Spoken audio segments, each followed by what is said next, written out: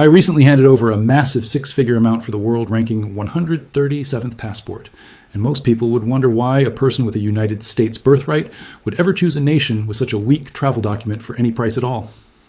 But today I want to share my reasoning behind this choice while standing here in Phnom Penh, where I just collected my fresh Cambodian papers long ago.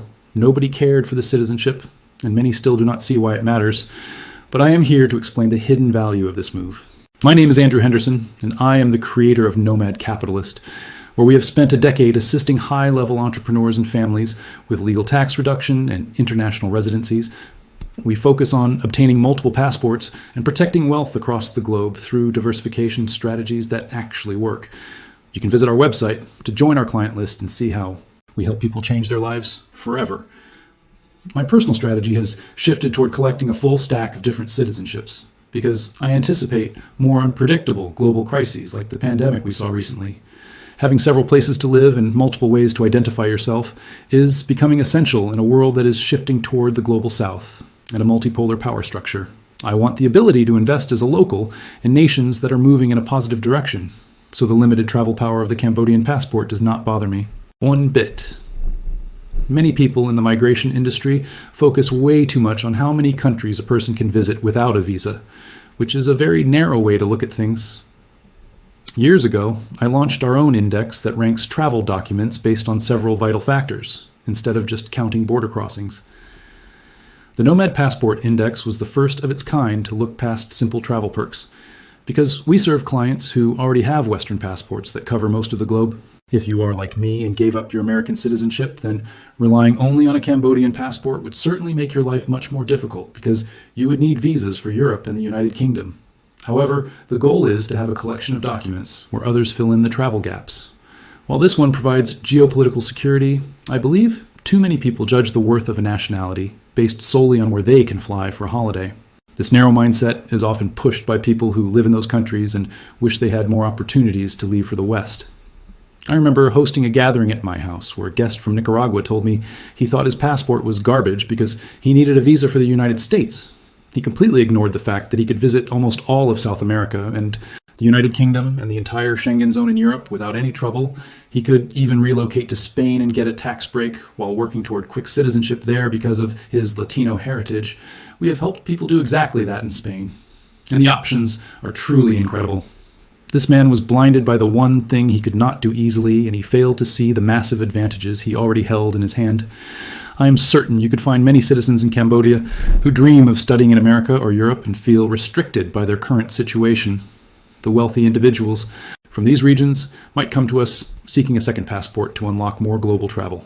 But I have never met an Asian client who wanted to give up their original nationality, because it is part of their soul and provides unique financial benefits. Many nations in the East restrict the ownership of land and specific types of property to their own people. As a legal citizen, I now have the right to purchase any piece of real estate in this country, including agricultural land. At very low prices, I can also buy affordable residential apartments in cities like Phnom Penh that cost a fraction of the high-end condos built for foreign investors having a passport. That is technically weak for travel, actually gives me much more power to build wealth. As an insider, I do not intend to use this document when I go on vacation, because I have better options for that specific task. It does grant me easier movement throughout the Southeast Asian region, but that is just a small added bonus. I will likely still use my other passports for electronic visas when visiting places like Vietnam, just to keep my records simple and avoid any confusion at the border. The real value of holding a fourth or fifth passport is the ability to seize investment opportunities and create a shield against global political shifts. We have recently seen major summits where regional powers are starting to distance themselves from the old ways of the West. Many of these countries are choosing to work more closely with China and are focused on getting the best possible deals for their own growth. My 5 magic words are to go where you are treated best. By paying for this citizenship, I've gained the legal standing to make investments that could potentially be worth tens of millions of dollars in the future. I'm now allowed to participate in markets that are completely closed off to any person who remains a foreigner. Let me give you an example from back in 2016. When I bought raw agricultural land in the country of Georgia for less than $1 per square meter, my team was recently shocked to see a new appraisal showing that the value has grown to $80 per square meter. Today, even if I only got a 40 times return over a decade, that is a massive win for a diversified portfolio. You might prefer to buy Bitcoin or other digital assets, but it is wise to have some of your wealth tied to physical land. In growing nations, you do not necessarily have to buy farms or start a local bank to make a Cambodian passport worth your time. Many of our clients simply want the diversification that comes with having a foothold in the future of the Asian continent. There is almost no other way for an average person to obtain a passport from this region, unless they have specific family ties. Even then, many Asian countries do not allow you to hold two citizenships at the same time. I believe having an Asian document in your portfolio is a smart move, as regional groups like ASEAN become more powerful in the global economy.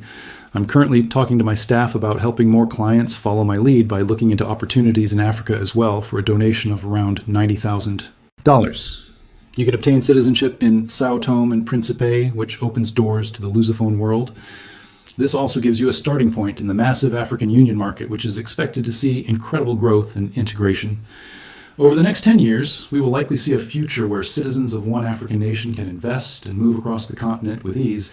The same trend is happening in Eastern Europe, where small regional blocs are allowing people to move freely between neighboring countries, just like the European Union.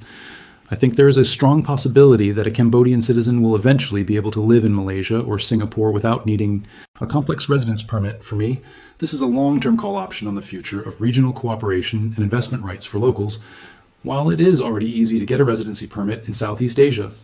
If you have money to spend, it is not the same as being a citizen paying for this status.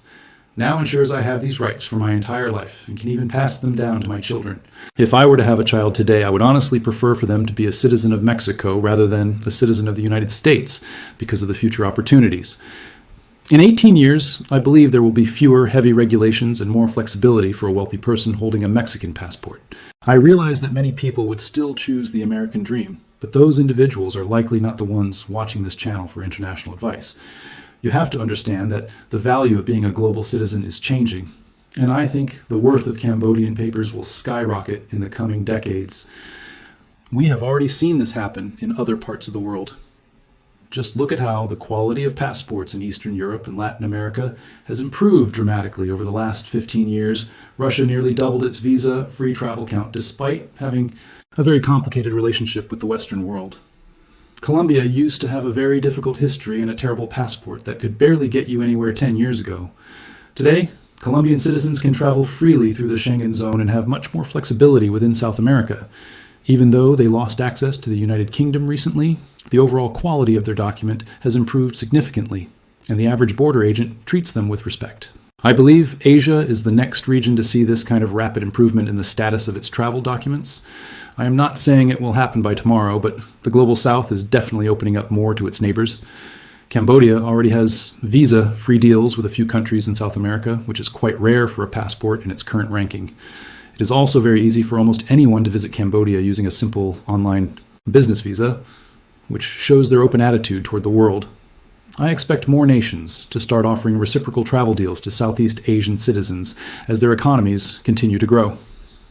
There is already a special visa deal being discussed with China, and Cambodians can already travel to most of Asia and parts of Central Asia. Without much trouble, you can even find surprising travel options in Africa and places where they do not judge you, based on your country of origin. While some Western countries might look down on a Cambodian passport compared to an American one, the reality is that Americans are not always treated perfectly abroad either. For me, the most important thing is adding a neutral passport to my stack that does not come with citizenship-based taxation. This document does not follow me around the globe, trying to control my financial life or lecture me on my personal choices. I am not increasing my tax burden by becoming a Cambodian citizen unless I choose to live here for the majority of the year. Cambodia is not quite as tax-friendly as places like Malaysia or the Philippines, but it is still much more affordable than the high-tax West. It is not the absolute cheapest place to live. Because I find Kuala Lumpur to be more budget-friendly for a high-quality lifestyle, none of that matters because I have the freedom to come here and do business on equal footing with the locals whenever I want. This is a neutral asset that provides me with a permanent base in a rapidly developing part of the world. If I live for another 50 years, I will be watching a nation that has already changed more than I ever thought possible. Since I first arrived over a decade ago, when I first came here, there were almost no tall buildings in the skyline, but now there are over 1,000 high-rise structures reaching toward the clouds. This reminds me of how Kuala Lumpur looked in the late 20th century before it became the massive metropolis. It is today everywhere you look in Phnom Penh. Now you can see 50-story buildings under construction, and the growth shows no signs of stopping anytime soon. Major companies from Malaysia and Singapore are pouring money into this economy. An investment from China is at an all-time high. The city is also becoming more connected to the rest of the world, with new flight paths opening up to places like the Middle East. You could actually use a Cambodian passport as your only document.